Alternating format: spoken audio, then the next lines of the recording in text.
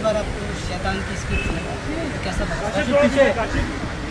बिजॉय ने जब पहली बार मुझे शैतान की स्क्रिप्ट सुनाई थी क्योंकि उसको फिल्म में कल की चाहिए थी और उसके पास प्रोड्यूसर कोई और था, वो 1.5-2 साल पहले सुनाई थी और मैंने बोला था यार तू फिल्म बना रहा है कल की, मैंने बोला था अच्छा डायरेक्टर है, मैंने इसका बहुत सारा काम देखा है और तुम्हें किसी भी हालत में फिल्म करनी चाहिए।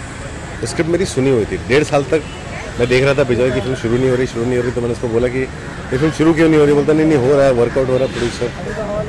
फिर जब वो मैं कहा नहीं होगा तो मेरे को बोलना, मैं बनाऊंगा तेरे को।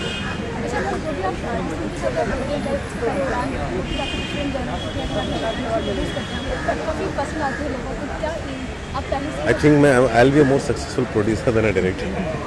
नहीं अच्छा है यार, मैं फिल्म आदमी को देख के बनाता हूँ, स्क्रिप्ट अच्छी लगे या बेसिक भी अच्छी रहे और वो डायरेक्टर का काम और डायरेक्टर का अप्रोच क्या है उसको देख के मैंने जो भी फिल्म प्रोड्यूस की है। और प्रोड्यूस इसलिए नहीं कि मतलब मैं फैसिलिटेटर की, तो मेरे पास तो पैसे हैं नहीं अपने जो कि मैं फिल्म जाऊँ और फिल्म में लगा दूँ और बना दूँ। मेरे अगर आने से एक फिल्म बन जाती है और एक ऐसे फिल्म मेकर की फिल्म बनती है जिसको इंडस्ट्री में होना चाहिए, ना कि उन 50-50% फिल्म मेकर्स को जिनको टीवी में भी नहीं होना चाहिए था बाय द वे। तो ये सब फिल्म मेकर्स आएंगे इंडस्ट्री में तो हमारा सिनेमा बढ़ेगा, there will be healthier competition. मतलब मैं बिजॉय की फिल्म देख के मेरे को अपने आप को रीइन्वेंट करना पड़ता है और हम ज़्यादा अच्छी फिल्में बनाएंगे, बेहतर फिल्में बनाएंगे और हम लोग अपनी मीडियोक्रिटी से बाहर निकलेंगे एक एक करके।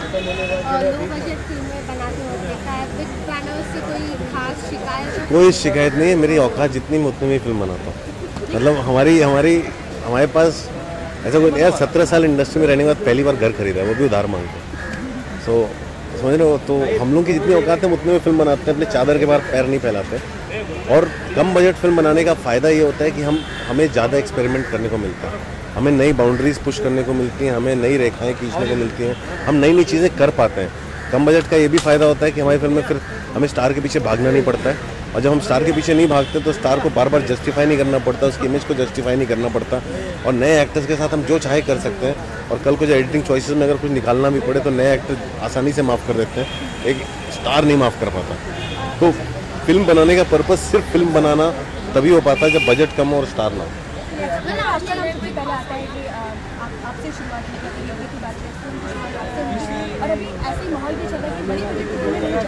वो बहुत पहले हो गया होता अगर चॉइसेस होती लोगों के सामने। प्रॉब्लम बीच में रो रहा था डिस्ट्रीब्यूटर्स और प्रोड्यूसर एग्जीबिटर्स, उनको लगता था नहीं ऐसे ही चलता है, वो नया सिनेमा आने ही नहीं दे रहे थे, कहीं ना कहीं बीच में अटक रही थी चीज़ें।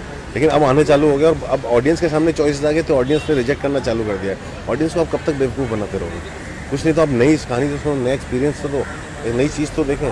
बार बार वही फिल्म देखते देखते हर आदमी थक जाता है ना, आप रोज़ रोज़ वही काम करोगे तो आप भी थक जाओगे। एक टॉपलाइन में आपने कमेंट किया है कि लाइक वो वीकेंडर से पैसे वेस्ट होते हैं, बहुत ज़्यादा वेस्ट होते हैं, वो फिल्मों में बहुत पैसे वेस्ट होते हैं, इनडिसाइसिव। मैं आपको एक एग्जांपल ये देता हूँ कि जो फिल्में हमारे हिंदी फिल्में बनती हैं, जो बड़े बजट की फिल्में बनती हैं, 100, 120, 150 दिन से तो कम शूटिंग नहीं होती है। हॉलीवुड की पीरियड फिल्म भी जब बनती है ना तो 60 दिन के अंदर शूटिंग खत्म हो जाती है। बड़ी से बड़ी टाइटैनिक बनाने में 150 दिन नहीं लगते। तो प्रॉब्लम क्या, हम लोग क्यों बनाते हैं 150 दिन तक शूटिंग करते हैं, और वो लोग 8 घंटे से ऊपर काम नहीं करते। जो बाहर के डायरेक्टर्स हैं वो 8 घंटे से ऊपर काम नहीं करते, मैक्सिमम 12 घंटे एक्स्ट्रा टाइम में काम करते हैं, फिर भी वो हमसे कम दिनों में फिल्म कैसे बना लेते हैं? बिकॉज उनको क्लैरिटी वो क्या कर रहे हैं। यहाँ तो 3 घंटे तो एक्टर का वेट करने में जाता है, 3 घंटे एक्टर आता है, जब एक्टर आता है तो एक शॉट हो पाता है क्योंकि डायरेक्टर को श्योर नहीं कि कैसे शॉट ले। तो यहाँ सब लोग जो सेट पे जाके पैसे खर्च होते हैं खेलने में कि ऐसे लिया जाए ऐसे लिया जाए, लोग फिल्म मेकिंग सीखने आते हैं सेट पे, यहाँ पे पैसा खर्च करके। तो वो सबसे बड़ी प्रॉब्लम है। अगर फिल्म मेकर्स होंगे तो फिल्म मेकर्स जानते हैं उनको क्या करना है, और वो फिल्म मेकर्स में दिखता है। जो फिल्म मेकर्स कम टाइम में इकोनॉमी में फिल्म बना लेते हैं और उनकी फिल्म किसी एंगल से कम नहीं लगती है। कौन कहेगा कि मतलब आप सिर्फ फॉर एग्जाम्पल उड़ान देखिए, उड़ान 3 करोड़ की फिल्म है या कोई महंगी फिल्म, आपको फ़र्क दिखता है कि आपको लगता है कि उड़ान में क्वालिटी कम हो गई या कुछ चीज़ कम हो गई, या हमारी देवडी जो है कि सस्ती फिल्म, उसमें लगता है कि we have consistently won best cinematographer awards in last 3-4 years. All our films are nominated for art directions and cinematography and all the technical purpose. तो हमने तो खर्चा नहीं किया इतना, फिर क्यों हमें नॉमिनेशन मिल रहा है? तो कहानी सारी वही है। खर्चे कहाँ होते हैं? खर्चे होते हैं सेट पे आके बैठने के। लोग काम नहीं करते हैं, लोग लग्जरी में खर्चा करते हैं, लोग कंफर्ट में खर्चा करते हैं, लोग चीज़ों में खर्चा करते हैं। आप काम पे जाते हो, आप थोड़ी ना लग्जरी में रहते हो। फिल्म मेकिंग भी तो काम पे जाना होता है ना। तो आपका भी बिग बजट मूवी नहीं बनाओ? मैं बिग बजट तब बनाऊंगा जब बिग बजट स्क्रीन पे दिखेगा। बिग बजट फिल्म बनाएंगे जब बिग बजट की ज़रूरत पड़ेगी, जब एक बॉम्बे बुलेट जैसी फिल्म है जिसमें मुझे एक 1960 का बम्बई क्रिएट करना है जो कि एग्जिस्ट नहीं करता, कि हम लोग अपनी कोई भी चीज़ सस्टेन नहीं करते, हम लोग अपने हेरिटेज को सस्टेन नहीं करते, हमें एक नया 60 का बम्बई बनाना पड़ेगा, उसके लिए खर्चा लगेगा। जब वैसी चीज़ के लिए खर्चा लगेगा तो खर्चा करेंगे। अच्छा अगर जो कंपनी में चाहिए अभी मैं शादी मैंने देखी और आपकी एक्टिंग बहुत पसंद आई, बहुत ज़्यादा आपकी एक्टिंग। आगे कुछ प्लान है आपको करने? नहीं, कोई प्लान नहीं है, मैं बहुत बुरा एक्टर हूँ। वो आपको मतलब क्योंकि आपने मुझे देखा नहीं एक्टिंग करते हुए, पहली बार देखा तो पसंद ही आएगा। हाँ, वो मैं जैसा हूँ मैंने वैसे ही था तुझसे कभी। मैं अपने आप को कभी नहीं कास्ट करूँगा, मैं अपने आप को बहुत बुरा एक्टर समझता हूँ। It is nothing like deity. शैतान आप देखोगे 10 जून को अपने आप खुद ही बोलोगे देवटी जैसा कुछ है ही नहीं मुझसे। Poster gives the feeling of deity film में।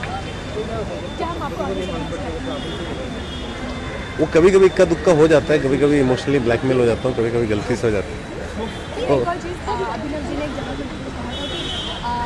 अगर वो चाहते हैं कि आप उनकी तरह डायरेक्शन कर सकते हैं, तो वो आपकी तरह कभी नहीं कर सकते। इवन फॉर्मूला फिल्म की बात करें, हम कमर्शियल फिल्म की बात करें, डबल जैसे, तो आप अगर बनाए तो आप बहुत अच्छी बना सकते हैं। यार देखो क्या ना, कोई भी चीज़ कन्विक्शन से बनती है। अभिनव का बड़प्पन है उसने ऐसी बात कही, लेकिन कोई भी चीज़ कन्विक्शन से बनती है। अगर मेरा कन्विक्शन नहीं है तो कुछ नहीं। टेक्निकली ठीक है, मैं 50 चीज़ें जानता हूँ, लेकिन मेरी जर्नी अलग है, मैं एक अलग डायरेक्शन में जा रहा हूँ।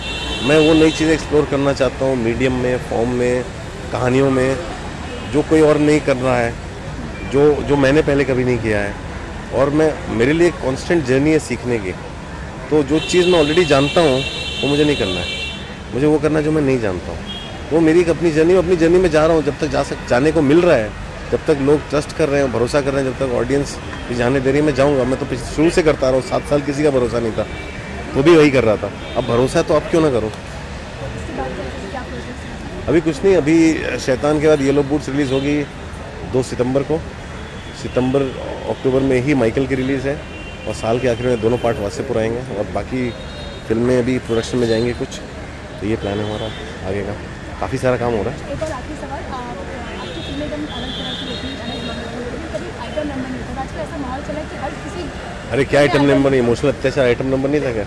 हमारी तरह का आइटम नंबर होता है हमारी फिल्मों में, तो होता है। मतलब वासेपुर में भी देखने को मिलेंगे, लेकिन हाँ, हमारे यहाँ जो यूपी में बोलते हैं लौंडा नाच होता है, तो हमारा आइटम नंबर लौंडा नाच है। हमारे आइटम नंबर में लड़के नाचते हैं, लड़के नहीं नाचते। Thank you so much.